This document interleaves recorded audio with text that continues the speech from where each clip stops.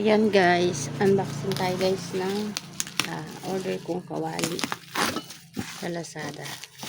So tingnan natin kung ito yung talagang gusto kong kawali.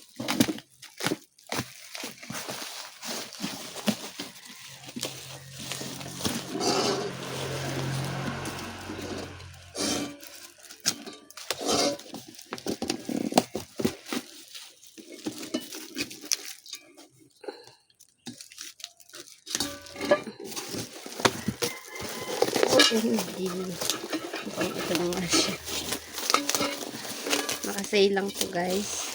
Nakuha ko lang siya na $3.95. Wow, ang laki pala niya guys sa personal.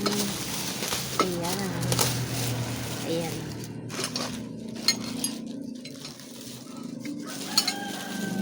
Ko lang alam guys kung pwede to siya sa dikahoy kasi ano to siya non-stick.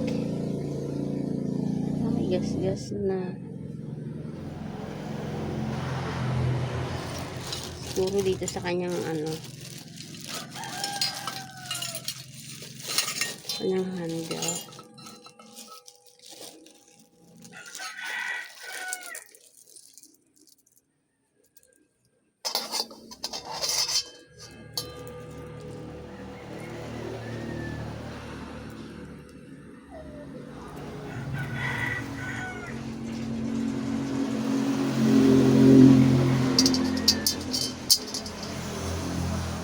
Kailangan natin ng disco.